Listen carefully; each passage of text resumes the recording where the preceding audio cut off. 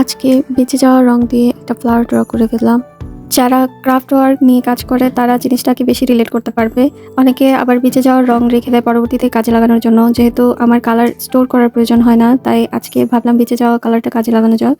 তো আমি Pinterest থেকে এই ফ্লাওয়ারটা সিলেক্ট করেছি ড্র করার জন্য। আমি সিম্পল কিছুই ড্র করতে চেয়েছিলাম, বাট অনেক ঘেঁটে আমার এই ফ্লাওয়ারটাই পছন্দ হয়েছে। ফ্লাওয়ারটা তো ইজিলি আমি শেষ করতে পেরেছি। কালারটাও ভালোই লাগছে ফ্লাওয়ারটাতে। আপনারা জানাবেন কেমন লাগলো। Thanks for watching.